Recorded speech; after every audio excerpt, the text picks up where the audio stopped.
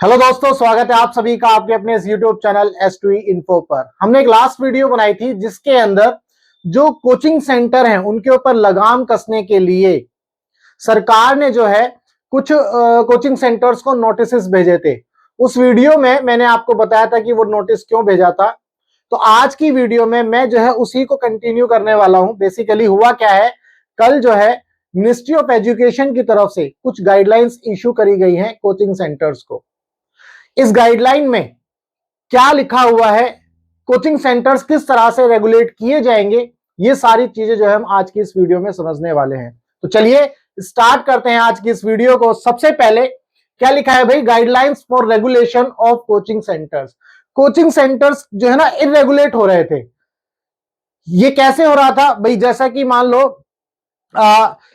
Coaching centres की ऐसी guideline होती थी कि भाई फीस रिफंड नहीं होगी। आपने एडमिशन लिया और बोल देते थे कि कोई रिफंडेबल नहीं होगा एडमिशन अगर आप कैंसिल करोगे। प्रेशर रहता था बच्चों के ऊपर।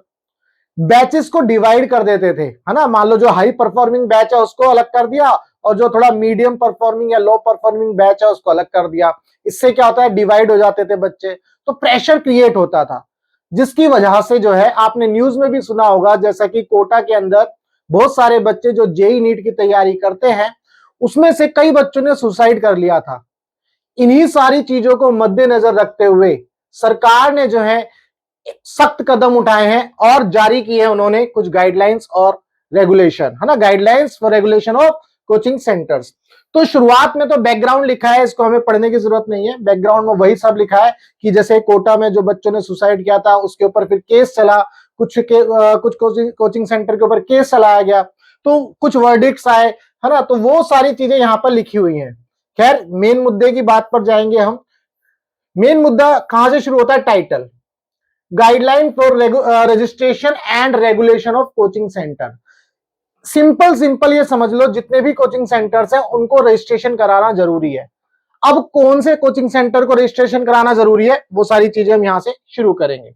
क्या ऑब्जेक्टिव है इसका भाई, इसका ऑब्जेक्टिव आप देख सकते हैं, to provide guidelines for regulation of coaching centre. जो जितने भी कोचिंग सेंटर हैं वो किस तरह से रेगुलेट होंगे उसके लिए गाइडलाइंस हैं, ठीक है जी। और इसके बाद need for guidelines to provide framework for registration, कैसे रजिस्ट्रेशन करना है ना कोचिंग सेंटर को। मिनिमम क्या स्टैंडर्ड्स होने चाहिए, मिनिमम स्टैंडर्ड रिक्वायरमेंट, किसी भी कोचिंग सेंटर अगर आपको रन करना है तो क्या क्या मिनिमम रिक्वायरमेंट होंगी, जैसे कि टॉयलेट होना जरूरी है या नहीं, ठीक है, कितने बैच में बच्चे होने चाहिए, वेबसाइट होनी चाहिए या नहीं, इस तरह की सारी चीजें लिखी हैं वो हम डिस्कस करेंगे। To safeguard the interest of students enrolled in coaching centre, जैसा कि मैंने अभी बताया फीस वापस नहीं करते बहुत सारे कोचिंग सेंटर्स ऐसे हैं। तो भाई बच्चों के इंटरेस्ट को भी ध्यान में रखते हुए ये जो रेगुलेशन है सेफ गार्ड करेगा। ये जो गाइडलाइन है बच्चों के इंटरेस्ट को सेफ गार्ड करेंगे, ये ध्यान रखना है। To advise coaching centres focus on curricular activity पर भी फोकस रहेगा। टू प्रोवाइड करियर गाइडेंस और साइकोलॉजिकल काउंसलिंग। भाई बच्चे मेंटल प्रेशर में आ जाते हैं, कॉम्पिटिटिव जमाना है ना। नीट और जेई के बच्चे, जैसे कि अभी बताया था कोटा के अंदर बहुत सारे बच्चों ने सुसाइड कर लिया था, तो मेंटल प्रेशर बहुत ज्यादा रहता है। प्रेशर कुकर की तरह जो है एकदम उबलता रहता है दिमाग।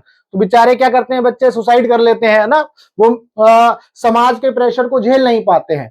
तो वो सारी चीजें जो है इस गाइडलाइन के अंदर लिखी हैं। सबसे पहले डेफिनेशन में तुम्हें यह समझना है कि कौन कौन से जो इंस्टीट्यूशंस हैं उनको कोचिंग का नाम दिया गया है। ऐसा बोल सकते हैं वो कौन कौन से कोचिंग है जिसमें 50 से ज्यादा स्टूडेंट्स होंगे एक बैच के अंदर, या एक ब्रांच में, किसी भी कोचिंग सेंटर की एक ब्रांच में अगर 50 से ज्यादा बच्चे हैं तो उसको कोचिंग सेंटर का नाम दिया गया है, कोचिंग का नाम दिया गया है। इसमें sports, dance, theatre and other creative activity वो कंसीडर नहीं हुई है, ये आपको समझना है बस। इसके बाद आगे चलते हैं। ये तो डेफिनेशन में था। ट्यूटर कौन होगा, जो पढ़ाएगा वो ट्यूटर है ना। इसमें इस बार ये भी लिखा है कि भाई ट्यूटर पढ़ाने वाला जो है वो मिनिमम ग्रेजुएशन होना चाहिए। ऐसा नहीं है कि 12th पास किया हुआ है और वो जो है ट्यूशन पढ़ा रहा है, ये भी नहीं होना चाहिए। चलो भाई, तो रजिस्ट्रेशन ऑफ कोचिंग सेंटर, यहां से हम जो है इसको पूरा डिटेल में एक एक करके सारी चीजों को समझेंगे। A person shall impart coaching और एस्टेब्लिश, रन, मैनेज और maintain A coaching centre only with prior registration अगर किसी को कोचिंग सेंटर चलाना है तो उसको पहले क्या करना होगा, रजिस्ट्रेशन करना होगा of such coaching centres as per provision of this guideline. जो इस गाइडलाइन में प्रोविजंस दिए हैं उसके हिसाब से रजिस्ट्रेशन करना जरूरी होगा। Coaching centre existing on date of implementation of the guideline, कुछ कोचिंग सेंटर्स ऐसे भी हैं जो अभी भी एग्जिस्ट कर रहे हैं, नए वाले हैं उनको तो रजिस्ट्रेशन कराना ही है। जो ऑलरेडी एग्जिस्ट कर रहे हैं उनको अगले 3 महीने के अंदर जो है क्या करना है, रजिस्ट्रेशन कराना है। यानी कि ये जो गाइडलाइन है कल रिलीज हुई है, तो अब कल से लगा लो 3 महीने के अंदर अंदर यानी कि 19 मार्च तक आपको जो है लगभग जो है ये आपको रजिस्ट्रेशन कराना है जो एग्जिस्टिंग कोचिंग सेंटर्स हैं। Application of registration of coaching centre shall be made to the competent authority whose local jurisdiction such coaching centre is situated, मतलब जहां पर भी लोकल में जहां पर भी आपका कोचिंग सेंटर है वहां पर जो लोकल अथॉरिटी है वो उसकी क्या होगी, कॉम्पिटेंट अथॉरिटी होगी, लोकल बॉडी जो है। इन सच केस कोचिंग सेंटर है मल्टीपल ब्रांचेस, अगर किसी की मल्टीपल ब्रांचेस है, हर ब्रांच को अलग अलग कोचिंग सेंटर का अलग अलग जगह मानी जाएगी, अलग अलग कोचिंग सेंटर माना जाएगा, इसीलिए सभी ब्रांचेस का रजिस्ट्रेशन होगा। Each of such branches shall be treated as separate coaching center and it shall be necessary to submit a separate application for registration। यानी कि हर ब्रांच का अलग अलग रजिस्ट्रेशन होगा, ये ध्यान रखना है। Competent authorities shall within 3 months from the date of receipt of application of registration of coaching center either grant the registration certificate in the prescribed form or shall communicate to the applicant his order of refusal। जैसे ही कोई registration करेगा तो जो competent authority है उसको 3 महीने के अंदर अंदर जो है सर्टिफिकेट देना है, अगर किसी का रिफ्यूजल होता है तो वो भी उनको बताना है। Provided that no order refusing the registration shall pass except after giving to the person concern a reasonable opportunity of hearing, अगर किसी का रिजेक्ट होता है तो उसे एक अपॉर्चुनिटी मिलेगी है ना हियरिंग के लिए, कहने का मतलब ये है। The period of validity of registration certificate shall be decided by appropriate government, इसकी एक वैलिडिटी रहेगी, इस रजिस्ट्रेशन सर्टिफिकेट की वैलिडिटी रहेगी और जब ये एक्सपायर होगा तो इसको रिन्यू भी कराना होगा, ये ध्यान रखना है, ठीक है। Every registered coaching centre shall apply for renewal, जैसा कि मैंने अभी बताया ये रिन्यूअल के लिए भी जाएगा। The competent authority may on receipt of application for renewal of registration in the prescribed form and on payment, यानी कि इसका मतलब पेमेंट भी होगी, जब आप रजिस्ट्रेशन कराएंगे तो कुछ पैसा भी लगेगा, पैसे के बारे में अभी यहाँ पर आई थिंक शायद जिक्र है, देखते हैं नीचे देखेंगे। ऑफ द प्रिस्क्राइब फीस, जो भी फीस होगी वो आपको देनी है। Shall decide on the application for renewal of registration, renewal के दौरान भी आपको कुछ पैसा देना है, रजिस्ट्रेशन लेना है तब भी आपको पैसा लेना है। इसमें एक वेब पोर्टल बनेगा, ठीक है, और जो रजिस्ट्रेशन होगा वो ऑनलाइन होगा, तो जो भी एप्रोप्रिएट गवर्नमेंट है वो कुछ ही दिनों में इसका वेब पोर्टल बना देगी और फिर आप जो है वहां से उसका रजिस्ट्रेशन कर सकते हैं। सबसे पहले कंडीशन फॉर रजिस्ट्रेशन, भाई मान लो मेरा कोचिंग सेंटर है और मुझे जो है रजिस्ट्रेशन करना है तो क्या क्या कंडीशंस हैं वो आपको ध्यान से समझनी है। सबसे पहले जितने भी ट्यूटर हैं उनकी क्वालिफिकेशन जो है ग्रेजुएशन से कम नहीं होनी चाहिए। Make misleading promise, misleading promise नहीं बनाने, उन्हें कोई गारंटी जो है गारंटी ऑफ रैंक ये भी नहीं देना है, ठीक है जी, ये ध्यान रखना है। Enrol student below 60 years of age और the student enrolment should be only after secondary school examination. इसका मतलब यानी कि किसी बच्चे को अगर आप पढ़ रहे हो और उसकी एज अगर 15 साल है तो आप 16 साल से नीचे के बच्चे को नहीं पढ़ा सकते, ठीक है। तो ये रेगुलेशन में सबसे इंपॉर्टेंट और ये बात आपको याद रखनी है, क्योंकि आपने देखा होगा जो पेरेंट्स हैं वो छोटे छोटे बच्चों को भी ट्यूशन में भेजते हैं, कोचिंग सेंटर्स में भेजते हैं, अगर वहां पर उस सेंटर में 50 से ज्यादा बच्चे हैं, छोटे छोटे बच्चे, तो उनको भी रजिस्ट्रेशन कराना जरूरी होगा, अदरवाइज वो मतलब वो तो पढ़ा ही नहीं सकते ना, 16 साल से नीचे तो होगा ही नहीं, तो उनके लिए ये थोड़ा सा प्रॉब्लम है ना, वो रजिस्ट्रेशन करा ही नहीं सकते। तो यहां पर ये वाला एक पॉइंट जो है आपको याद रखना है। चलो, publish or cause to be publish or take part in publication of any misleading advertisement, misleading advertisement नहीं कराना है, जैसा कि अभी बताया। Be registered if it has less than minimum space requirement per student, भाई एक स्टूडेंट के लिए 1 स्क्वायर मीटर का एरिया होना चाहिए, कहने का मतलब यह है, अभी हम देखेंगे इसमें। तो ये मिनिमम रिक्वायरमेंट है एक बच्चे के लिए, तो उनके पास इतना स्पेस अवेलेबल होना चाहिए। Hire the service of any tutor or person who has been convicted for any offence involving moral turpitude, यानी कि भाई जो ट्यूटर आप हायर कर रहे हैं वो जो है उनका उन्होंने कोई क्राइम नहीं किया होना चाहिए, ये आपको ध्यान रखना है। To be registered unless it has counselling system as per the requirement of this guideline. इस गाइडलाइन में एक काउंसलिंग सिस्टम दिया गया है, यानी कि बच्चों का आप किस तरह से काउंसलिंग करेंगे, वो सिस्टम अगर नहीं है तो आप रजिस्टर नहीं कर सकते, तो एक कंडीशन है। तो रजिस्ट्रेशन के लिए ये कुछ मिनिमम रिक्वायरमेंट है, जो भी कोचिंग सेंटर्स हैं उनको क्या करना है, रजिस्टर करने के लिए। आगे बात करते हैं, coaching centre shall have a website, website होगी उनकी, with updated details of the qualification of tutors, courses, curriculum, duration of completion, hostel facility अगर है, फीस। भाई बहुत सारे कोचिंग सेंटर ऐसे हैं जो फीस का डिटेल देते ही नहीं है, टीचर का डिटेल रहता है, कोर्सेज का डिटेल रहता है, लेकिन फीस का डिटेल नहीं रहता। बहुत सारे कोचिंग सेंटर्स ऐसे हैं, तो अब उनको अपनी फीस की डिटेल भी वहां पर शेयर करनी है। एंड इजी एग्जिट पॉलिसी, जैसा कि मैंने अभी बताया, बहुत सारे कोचिंग सेंटर है जिनका नाम मैं नहीं ले सकता, या ले सकते हैं बट लूंगा नहीं, तो उनकी जो एग्जिट पॉलिसी है वो बहुत ही बेकार है ना। बहुत सारे इंस्टीट्यूट तो ऐसे आपसे ले लेंगे 1 लाख रुपए और कहेंगे भैया अगर आपको नहीं पसंद, बच्चे को नहीं पसंद आया तो उसे पैसा ही नहीं मिलेगा, वो कहेगा कि सर मेरे को कैंसिल कर दो एडमिशन, तो पैसे ही नहीं देते हैं। बहुत सारे इंस्टीट्यूट ऐसे हैं।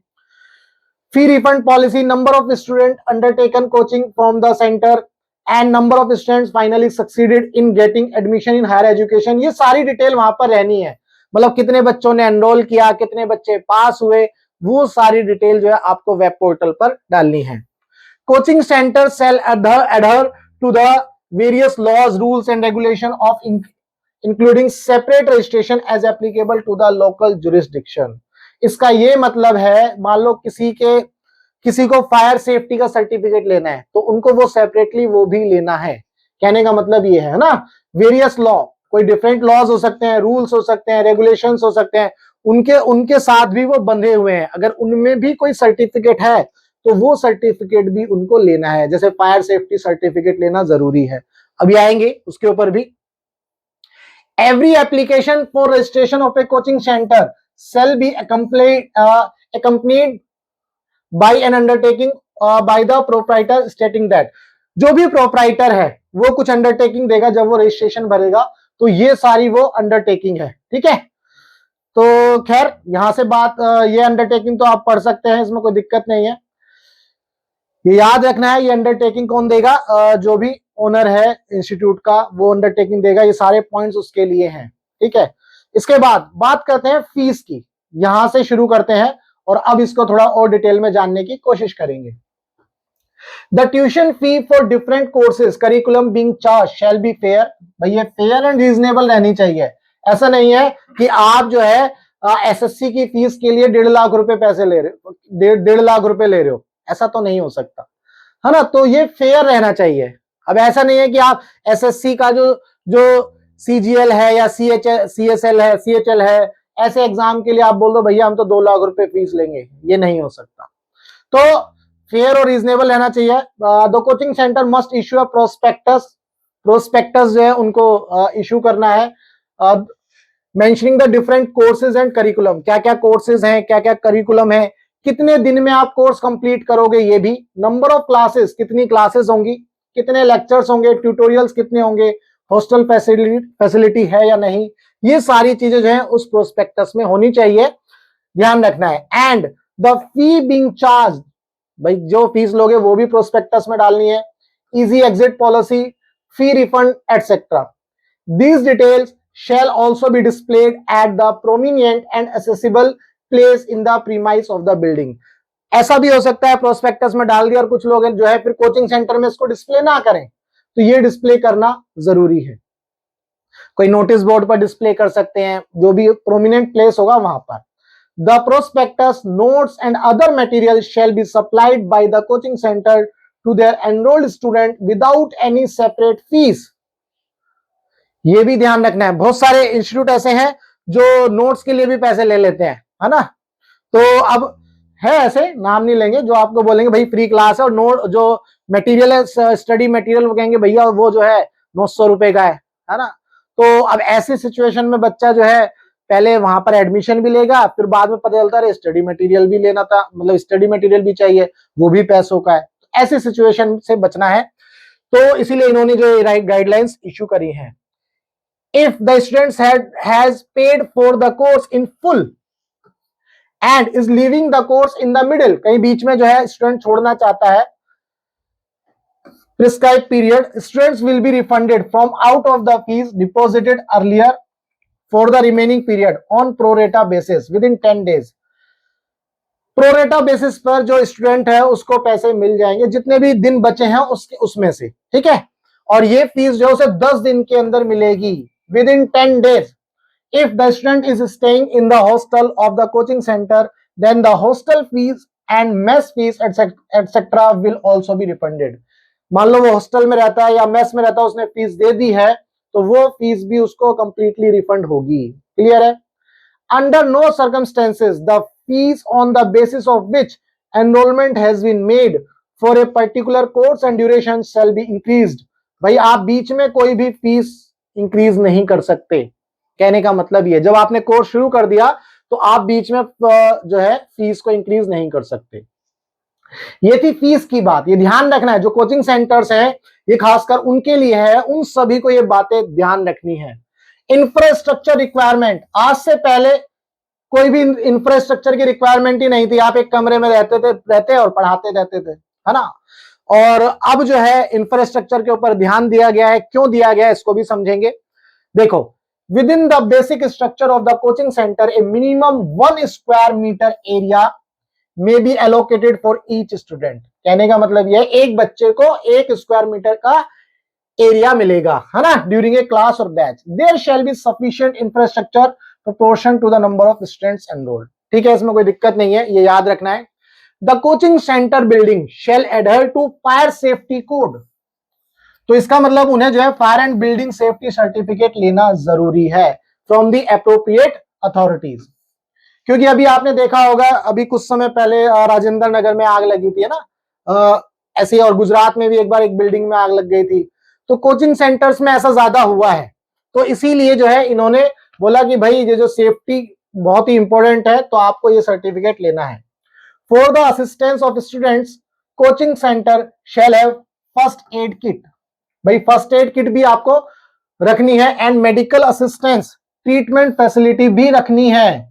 यानी कि ये याद रखना, हो सकता है कोई कोचिंग सेंटर, जो बड़े बड़े कोचिंग सेंटर हैं, उनको हो सकता है डॉक्टर साहब भी रखने पड़ जाए, तो ये भी आपको रखना है। List of referral services like hospital, doctors, for emergency services, police helpline details, fire safety service helpline, women helpline etcetera shall be displayed and the students shall be informed about them. कहने का मतलब ये, देखो ये जो सारी guideline है ना, अगर मोटे मोटे तौर पर देखी जाए तो कंपनीज में होती है, ये कंपनीज में गाइडलाइंस होती है। भाई वुमेन हेल्पलाइन नंबर लिखा होना चाहिए नोटिस बोर्ड पर, है ना, फायर सेफ्टी का, फायर की एम्बुलेंस का नंबर होना चाहिए, पुलिस का नंबर होना चाहिए, ये सारी चीजें वहां होती है। तो पहले ये जो इतने भी कोचिंग सेंटर्स हैं ये इरेगुलेट थे, मतलब इनका अपना खुद, ये किसी से रेगुलेट नहीं हो रहे थे, है ना। जैसे शॉप्स हैं वो रेगुलेट होती हैं, लेकिन ये रेगुलेट नहीं हो रहे थे जी। अब इनको रेगुलेट करने के लिए कुछ ना कुछ जो है गाइडलाइंस और कायदे कानून आ गए हैं, अभी अपनी मनमर्जी नहीं चला सकते। The coaching centres building shall be fully electrified. ठीक है जी, इलेक्ट्रीफाइड फुल्ली होनी चाहिए, वेल वेंटिलेटेड, मतलब अच्छे से हवादार होनी चाहिए, हवा आसपास जो है क्रॉस करनी चाहिए, and sufficient lightning arrangement shell be made in each classroom of the building. भाई लाइट होनी चाहिए प्रॉपर, साफ साफ लिख रहा है। Safe and portable drinking water होना चाहिए। ठीक है जी, द कोचिंग सेंटर में भी suitably fitted with CCTV camera होने चाहिए, ये भी आपको याद रखना है। इसके बाद कंप्लेंट बॉक्स होना चाहिए, स्टूडेंट्स जो है ताकि उसमें कंप्लेंट कर सके, कंप्लेंट बॉक्स या फिर रजिस्टर, कंप्लेंट रजिस्टर भी रख सकते हैं ताकि स्टूडेंट्स जो है अपने ग्रीवियंसेस या अपनी कंप्लेंट्स है उसमें लिख सके। इसके बाद provision of separate toilets for male and female, यहां पर भी एक इंपॉर्टेंट बात लिखी हुई है, जो फीमेल है और मेल है उनके टॉयलेट्स अलग अलग होने चाहिए। ठीक है भाई, प्रोविजन होना चाहिए, शैल be made with in the coaching centre building premises. ठीक है जी, करिकुलम की बात करें, करिकुलम में क्या क्या आपको रखना है, ये बहुत इंपॉर्टेंट है ना भाई। Coaching centre shall make effort to complete the classes in stipulated time as mention in the prospectus. बहुत सारे कोचिंग सेंटर ऐसे हैं जो दुनिया भर के बैच ले लेते हैं और बैच में जो है बैच में स्टूडेंट्स तो आ जाते हैं दुनिया भर के, लेकिन उनके कोर्स पूरे नहीं होते। बहुत सारे इंस्टीट्यूट्स ऐसे हैं, बच्चे इतनी ज्यादा तादाद में उनके पास पढ़ रहे हैं, वो इतने इरेगुलेट हो गए हैं, उनका कोर्स ही पूरा नहीं होता। फिर बच्चे जो है अपनी मर्जी से पढ़ते हैं, अपने आप पढ़ते हैं, कहने का मतलब ये है। अब जब अपने आप पढ़ेंगे तो फिर कोचिंग सेंटर की जरूरत क्यों थी? तो इसीलिए इन्होंने बोला कि भैया आपने जो टाइम दिया है प्रोस्पेक्टस के अंदर, वो आपको जो है उस टाइम के अंदर कोर्स खत्म करना है। Coaching classes for those students who are also studying in institutions or school shall not conducted during their institution. यानी कि कोई बच्चा स्कूल में पढ़ रहा है, अब वो कोचिंग में भी जाता है, तो जो कोचिंग क्लासेस हैं वो स्कूल के दौरान नहीं होनी चाहिए, उस बच्चे के स्कूल के दौरान नहीं होनी चाहिए। देखो किस तरह से जो है कोचिंग सेंटर्स के ऊपर जो है बिल्कुल गला ऐसे पकड़ लिया इन्होंने, बिल्कुल जबरदस्त तरीके से, कोई भी पॉइंट उन्होंने नहीं छोड़ा। तो इस पॉइंट में अगर आप ध्यान से देखेंगे तो जो बच्चे डमी स्कूल में जाते हैं, उम्मीद करता हूं डमी स्कूल आप समझते होंगे, तो डमी स्कूल मतलब वो स्कूल में एडमिशन तो है लेकिन स्कूल नहीं जाते, तो उसे बोलते हैं डमी स्कूल। अटेंडेंस लग जाती है, नंबर भी आ जाते हैं, लेकिन स्कूल नहीं जाते जी, उसे बोलते हैं डमी स्कूल। तो बेसिकली डमी स्कूल को अवॉइड करने के लिए ही इन्होंने जो है इसको बताया, क्योंकि जब डमी स्कूल में बच्चा पढ़ता है तो क्या करता है, मेहनत कहां करता है, कोचिंग सेंटर में जाके करता है। तो इसको रोकने के लिए इन्होंने ये पॉइंट रखा है। रेमिडियल और सपोर्ट क्लासेस प्रोवाइड करनी है, बच्चों को डाउट है तो उनको जो है सपोर्ट क्लास या रेमिडियल क्लास प्रोवाइड करेंगे। करिकुलम क्लास टाइम टेबल में भी suitably spaced out to allow the students to relax and recuperate and thus not build additional pressure. भाई बच्चों को करिकुलम के दौरान उन्हें छुट्टी भी देनी जरूरी है ना। अब आप उनको पढ़ाते ही जाओ पूरा प्रेशर ही क्रिएट कर दो, प्रेशर कुकर बना दो उनको, तो वो तो फिर काम नहीं चलने वाला, बच्चे पढ़ेंगे नहीं। वैसे भी आजकल नहीं पढ़ते हैं फोनों की वजह से, बहुत सारे शॉर्ट्स एफबी पर चलते हैं और बच्चे शॉर्ट्स में ज्यादा समय बिताते हैं। Coaching centre shall ensure weekly off, भाई ये बहुत इंपॉर्टेंट है। बहुत सारे टीचर जो हैं क्या करते हैं, और रोज डेली बुला लेते हैं, संडे को भी बुला लेते हैं, आओ भाई 4 घंटे का टेस्ट, 3 घंटे का टेस्ट, ये सब्जेक्ट का टेस्ट। मतलब बच्चों को जीने ही ना दो यार, तो ऐसा भी होता है। तो इसका मतलब इन्होंने इस चीज का भी ध्यान रखा है कि बच्चों को एक दिन का जो है रेस्ट भी मिलना चाहिए। There shall be no assessment test or exam on the day after weekly off। भाई साहब देखो ये क्या लाइन लिखी है, भाई आपका वीकली ऑफ है, उसके बाद there shall not be no assessment test exam on the day after weekly off। मान लो संडे को वीकली ऑफ है, उसके अगले दिन टेस्ट नहीं होना चाहिए। जबकि बहुत सारे कोचिंग सेंटर्स ऐसे हैं जो बोलते हैं भैया संडे को छुट्टी है, पढ़ाई करो और मंडे को टेस्ट होगा, ऐसे बोलते हैं, है ना। बहुत सारे सेंटर्स ऐसे, सब मैक्सिमम जो है जो बच्चे को छुट्टी मिलती है वो चाहते हैं वो बच्चा उसमें भी पढ़े, बट रेगुलेशन ये बोल रहा है कि भैया उस दिन आपको रेस्ट करना है, आपको अपने माइंड को प्रेशर कुकर नहीं बनने देना है, ठीक है जी। During the important and popular festival in the respective region, coaching centre shall customise leave in such a manner that students are not able to connect with their family and get emotional boosting. ये बहुत होता है भाई, मुझे तो ये समझ में ही नहीं आता सीबीएसई वालों के जो फाइनल एग्जाम है वो फरवरी मार्च में ही क्यों होते हैं।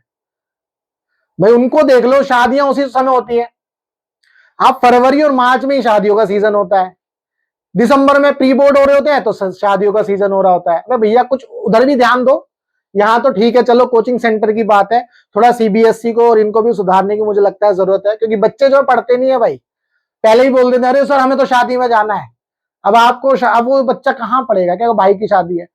मैक्सिमम टाइम मैं सच बता रहा हूं, इंडिया में जब शादियों का सीजन होता है और बच्चों के पेपर होते हैं सीबीएसई वाले, तो कम से कम 40 to 50% बच्चे ऐसे होते हैं जिनके बड़े भाई की शादी हो रही होती है, रियल ब्रदर की, रियल सिस्टर की शादी हो रही होती है ना। बच्चों की बात हो रही है, सबकी बात नहीं हो रही है। तो वो बच्चा जो है एंजॉय कर ही नहीं पाता शादी को। तो ठीक है थोड़ा सा रेगुलेशन आपने जो है कोचिंग सेंटर को किया, तो मुझे लगता है सीबीएसई को भी थोड़ा रेगुलेट करने की जरूरत है कि उनको जो एग्जाम का टाइम है वो ऐसे सीजन में रख दो ना यार जब शादियों का सीजन ही नहीं होता। सिंपल सा है भाई, वो भी जो है एंजॉय कर सकते हैं अपने भाई बहन की शादी को, ठीक है जी। तो ये मेरी तरफ से एक इनपुट है सीबीएसई वालों के लिए। Coaching centres shall conduct coaching classes in a way that it is not excessive for a students and it should not be more than 5 hours। भैया 5 घंटे से ज्यादा नहीं पढ़ाना। अब आप देखो वीकेंड पे कोर्सेज होते हैं, है ना, संडे और सैटरडे के कोर्स होते हैं 12-12 घंटे के।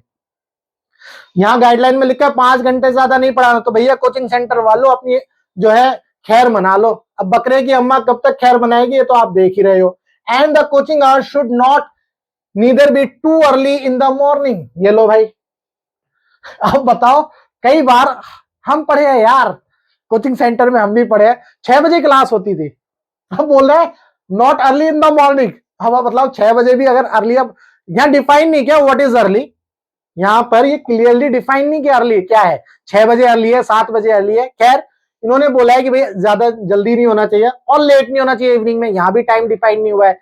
लेट का मतलब क्या, 8 बजे, 9 बजे, 10 बजे, 11 बजे, कौन सा लेट है भाई वो भी बता देते। चलो खैर, coaching centre shall organise classes for co curricular activity for holistic development.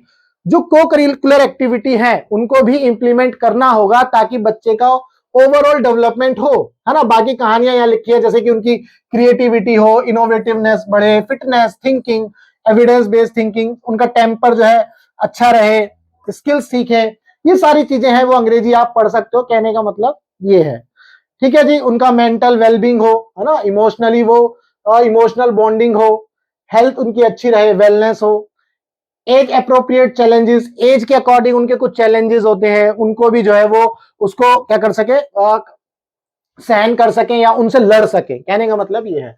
Motivation, collaboration and team work, है ना, ये सारी चीजें भैया जो होती है ना एमबीए में, बेसिकली नौकरी में होती है। ये टीम वर्क क्या होता है, टीम बिल्डिंग क्या होता है ना, आपको अपना सेल्फ डेवलपमेंट कैसे करना है, ऑर्गेनाइजेशन का डेवलपमेंट कैसे करना है। मैंने अभी पहले ही बोला कि मुझे ऐसा लगता है ये गाइडलाइन बनाते वक्त ये कंपनी की गाइडलाइंस को उठा करके बनाया गया है। कहीं कहीं पर कोचिंग के पॉइंट्स तो रखे ही है, बाकी जो कंपनीज हैं जिनको हम रजिस्टर कराते हैं, सरकार रजिस्टर कराती है कंपनीज को, उनमें ये सारे पॉइंट्स रहते हैं। आज से पहले जो कोचिंग सेंटर थे वो इसके अंदर रेगुलेट नहीं होते थे, इन्होंने इसको भी फिट कर दिया है। अब जो है कोचिंग सेंटर की मनमानी नहीं चलने वाली। सबसे इंपॉर्टेंट इसके अंदर code of conduct by the coaching centre, सबसे इंपॉर्टेंट। पूरी वीडियो को बीच में मत छोड़ना भैया, ये सबसे इंपॉर्टेंट पॉइंट है और आपको इसको ध्यान से समझना है। क्या कोड है, क्या code of conduct by the coaching centre. ऐसे होता था code of conduct of employ, employ कौन कौन से काम करेगा, है ना, code of conduct of company के अंदर होते हैं। तो इस बार code of conduct coaching centre के लिए भी बनाए हैं, तो ताकि जो है बच्चों के ऊपर प्रेशर ना रहे और वो उनका मेंटल हेल्थ अच्छा रहे। तो चलो एक एक करके समझते हैं। The number of students to be enrolled in each class और batch may be clearly defined in prospectus and published on the website। भाई आपके यहाँ पर कितने बच्चों ने एनरोल किया, कितने बच्चे पास हुए, ये क्लियरली प्रोस्पेक्टस में रहना चाहिए, वेबसाइट में भी रहना चाहिए। In no case such enrolment shall be increase in class और batch during the currency of the course. ले लो भाई, ये भी है। अरे भाई साहब, in no case such enrolment shall be increase. भाई अगर मान लो एक बैच में आपने 100 बच्चे ले लिए और आपने प्रोस्पेक्टस में बता दिया जी हमारे एक बैच में 100 बच्चे हैं, तो इसका मतलब तुम जो है 100 का 101 नहीं कर सकते भाई, इसका मतलब तो यही है। चलो खैर, the number of students admitted may be in line with the requirement of maintaining a healthy teacher student ratio in each class and for creating more opportunities for building relationship with the tutor and counselor। लो जी भैया, तुम IAS के coaching centre में चले जाओ, NEET के में चले जाओ, जेई में चले जाओ, एसएससी के में चले जाओ, एक क्लास में 400 बच्चे, एक क्लास में 400 बच्चे, मतलब एक टीचर जो है 400 बच्चों के साथ कैसे हेल्दी रिलेशन बना सकता है। अबे वो वाला रिलेशन नहीं समझना, मतलब वो जो है देखो भाई, फॉर बिल्डिंग रिलेशनशिप मतलब कि टीचर गुरु और शिष्य वाला रिलेशनशिप, तो जो है मतलब कैसे कम्युनिकेट करेगा वो सोचो, नहीं कर पाता ना। 400 बच्चे और एक टीचर, भाई एक टीचर मैक्सिमम 10, 20, 30, मैक्सिमम 50। अब सोचो 400 बच्चों को वो पढ़ा रहा है, पीछे बैठे 100 बच्चे वो मजे कर रहे हैं, उन्हें पता ही नहीं चलता। अब 400 बच्चों की क्लास में पीछे से बच्चे शोर कर रहे होते हैं, जो बेचारे पढ़ने वाले हैं वो आगे बैठे होते हैं, कुछ थोड़े से कम पढ़ने वाले वो बीच में बैठे होते हैं, डिस्टरबेंस होता है उनको। तो यहां पर इन्होंने इसको भी रेगुलेट करने की कोशिश करी है। It should be ensured that students are able to connect with the tutor and the students have easy access and visibility to the screen blackboard। देखो भाई साफ साफ लिखा है, हम जहां पढ़ते थे, कोचिंग ली थी भाई साहब हमने, 300 बच्चे थे एक क्लास में, पीछे वाले को ब्लैक बोर्ड ही नहीं दिखता था या व्हाइट मार्कर बोर्ड नहीं दिखता था, क्या बताया जा रहा है? क्योंकि धंधा चल रहा था। खैर, अच्छा पैसा कमाया है कोचिंग सेंटर्स ने अभी तक, अब उनको रेगुलेट करेंगे। The coaching centre shall not enrol students below 16 years of age, ये मैं बता चुका हूं। The students shall be well apprised about the difficulty of exam. भाई इसका मतलब ये है कि कोचिंग सेंटर को ही बताना है कि भैया ये बहुत डिफिकल्ट एग्जाम है, तेरे बस की नहीं है, मतलब बता देना है तेरे बस की है या नहीं है, वो तू डिसाइड कर ले। About the difficulty of exam, syllabus, level of intensity of preparation and effort requirement from the students before enrolling into the curriculum. भाई ये वीडियो देखने के बाद, जैसे कि मैंने अभी हंसा था तेरे बस की नहीं है, वो मैं मजाक कर रहा था, भाई मेहनत करोगे तो तुम जो है किसी भी एग्जाम को क्रैक कर सकते हो, ठीक है।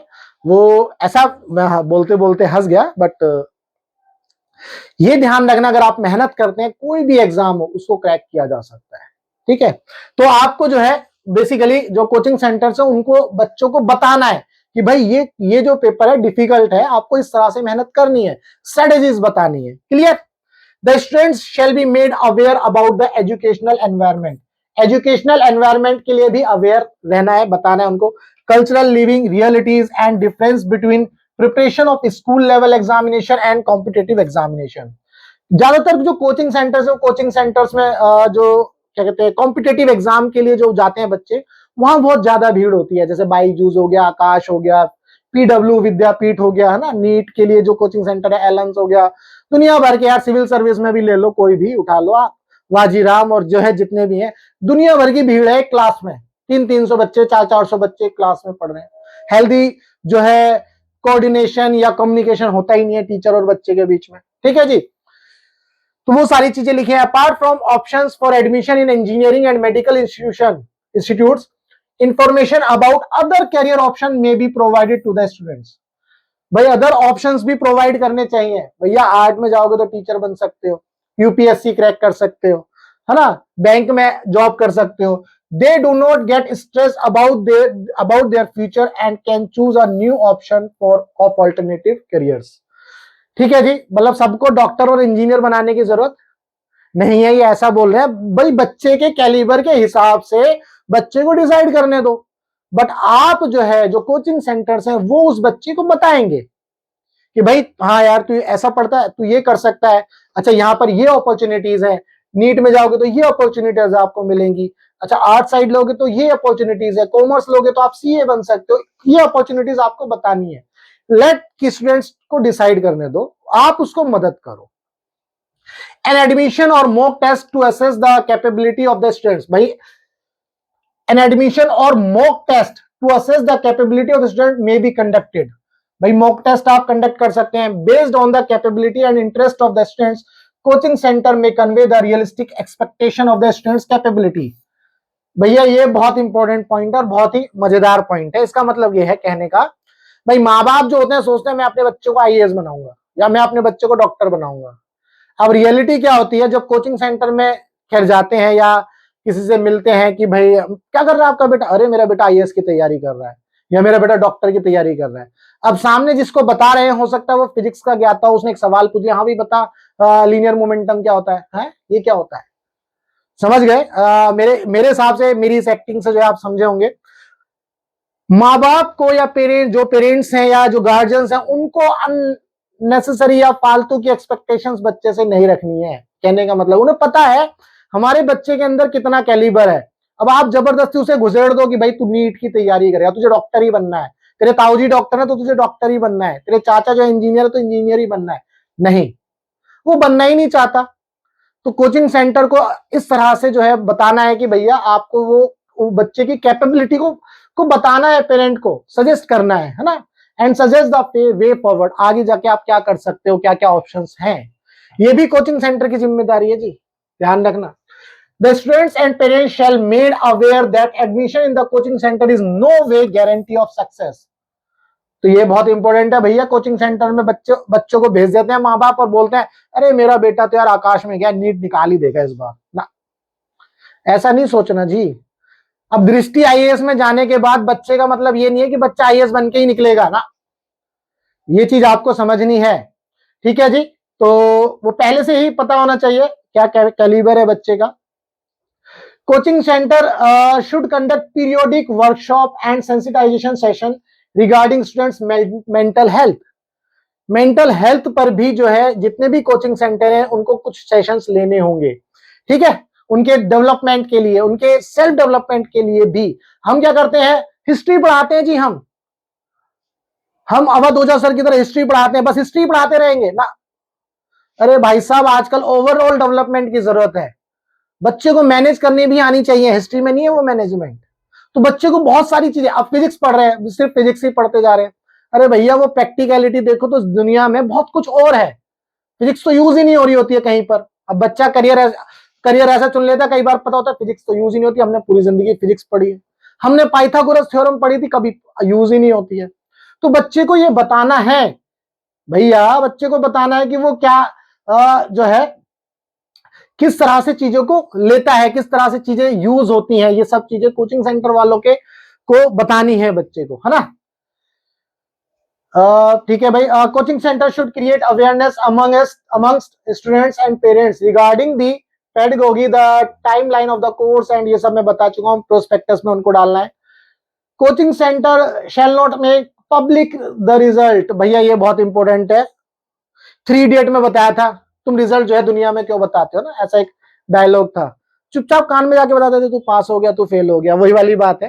तो पब्लिक में रिजल्ट नहीं बताना है कोचिंग सेंटर्स को, तो हर बच्चे का रिजल्ट कोचिंग सेंटर के पास होगा, और वो जो है over the period of time 2 test, 2 assessment, 3 assessment, 4 assessment के बाद बच्चे से बात करेगा, बताएगा भाई तेरे कम नंबर आ रहे हैं, तुझे इतनी मेहनत करनी है, ये चीज की कमी है, तुझे ऐसे करना है, ये सारी चीजें जो है याद रखनी है और ध्यान रखनी है कोचिंग सेंटर को। क्योंकि अगर आप पब्लिक में उनका रिजल्ट अनाउंस कर देते हैं, वे तेरे तो 0 आ गए हो, बच्चा परेशान, तो वो तो जो है कहेगा भैया मैं तो जो है मेरी तो जिंदगी खराब हो गई, मेरे पिताजी ने इतना पैसा लगा के मुझे कोटा में जेई में भेजा है और यहाँ मेरे नंबर ही नहीं आ रहे हैं। होता है ऐसा, बच्चे जो है बहुत महसूस करते हैं। तो शायद ये सारी चीजें ध्यान में रखते हुए सेंटर ने जो है ये गाइडलाइंस जो है निकाली है। Education performance is deteriorating, should be provided counselling, मैंने अभी बताया जैसा ये काउंसलिंग देनी है बच्चों को, है ना। सबसे बढ़िया काउंसलर एंड साइकोलॉजिस्ट सपोर्ट, पूरी कहानी इसमें लिखी है, ओवरऑल मैं बता देता हूं कि जितने भी कोचिंग सेंटर्स हैं, मैं इसमें सिंपल लाइन में ऐड कर देता हूं, जितने भी कोचिंग सेंटर्स हैं उनको जो है काउंसलिंग करनी है बच्चों, ताकि बच्चों के ऊपर मेंटल प्रेशर ना रहे।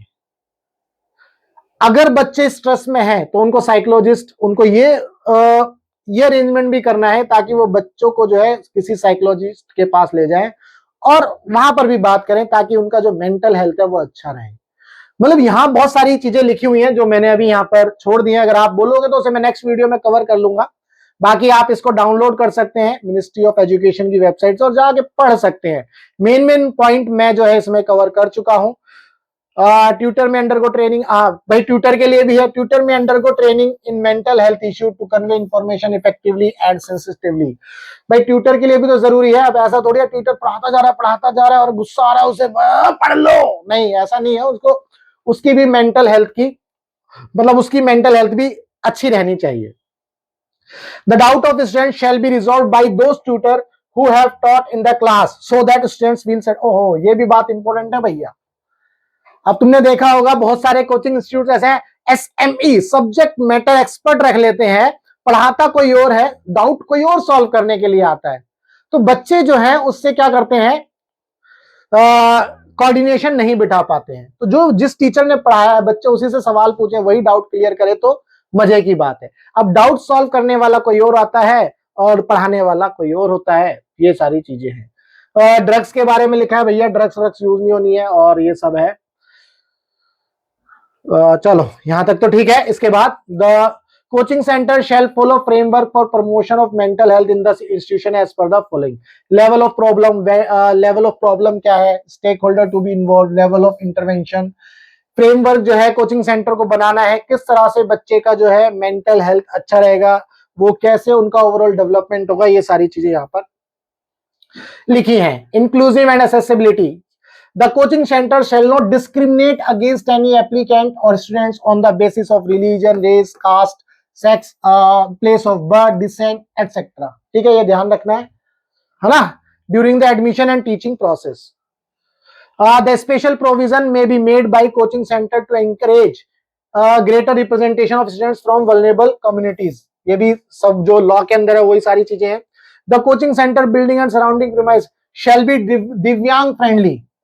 ठीक है जी, जो दिव्यांग होते हैं, दिव्यांग मान लो कोई बच्चे हैं या कोई फैमिली आसपास रह रही है कोचिंग सेंटर के आसपास, तो उनको ये इस तरह से, ये जो सराउंडिंग इस तरह से बनानी चाहिए ताकि वो दिव्यांग फ्रेंडली रहे, है ना। Tutor may be sensitise regarding learning disability and make students with learning disability feel comfortable. यहाँ भी ठीक है। दिव्यांग friendly provision such as braille लिपि जो हम पढ़ते हैं, ई रीडर एंड टॉयलेट्स, जो बच्चे जो दिव्यांग हैं उनके हिसाब से टॉयलेट होने चाहिए। Support class may be provided to students with disabilities, जो स्टूडेंट्स डिसेबल हैं उनको सपोर्ट क्लास देनी है। Batch segregation on account on academic performance ground shall not be done. Very very important, जो मैंने पहले बताया था, जो बैच का सेग्रीगेशन नहीं होगा परफॉर्मेंस के बेसिस पर, ठीक है, क्योंकि ये एक तरह का डिस्क्रिमिनेशन है।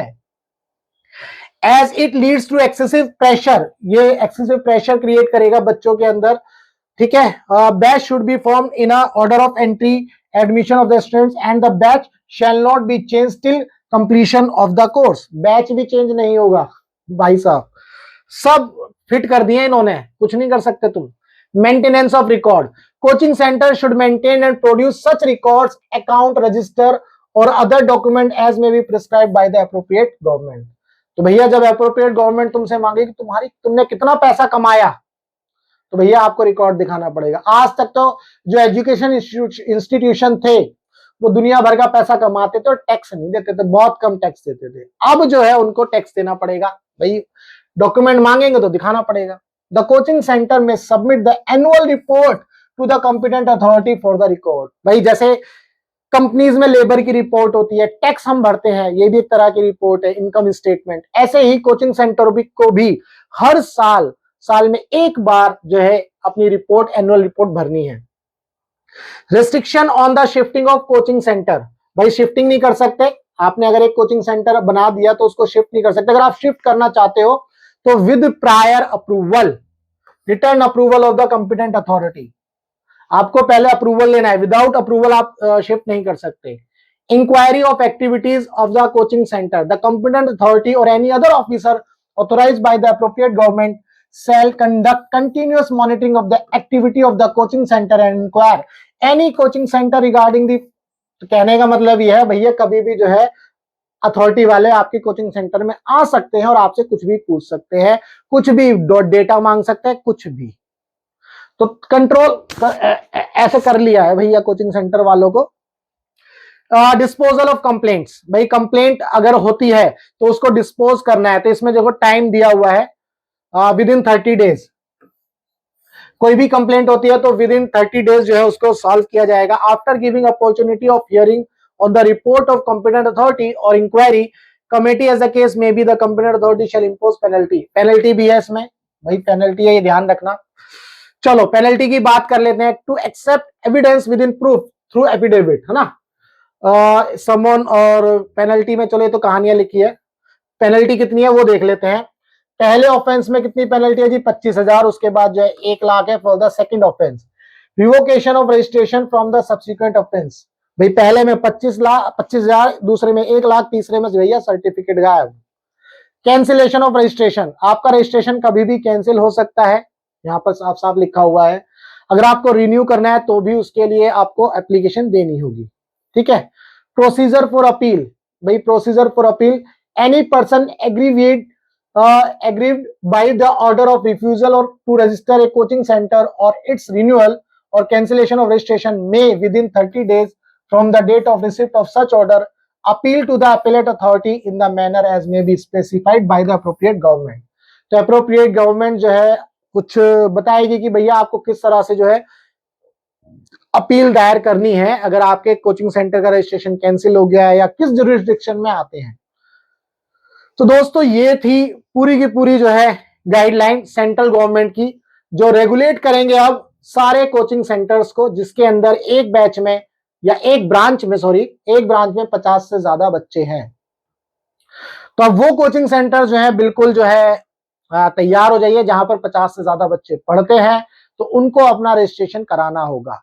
पहले क्या होता था, कोचिंग सेंटर वाले जो ओनर थे वो जो है बहुत पैसा छाप रहे थे, बताते नहीं थे कितना पैसा कमाएंगे। अब होगा क्या, जब ये सारा डेटा आप वेबसाइट पे डालेंगे, कितने बच्चे हैं, कितने पैसे कमाए, सब चीजें जो है अब आपकी उजागर होने लगेंगी, तो आपको टैक्स भी देना होगा, है ना। तो यानी कि अब आप बंध जाएंगे।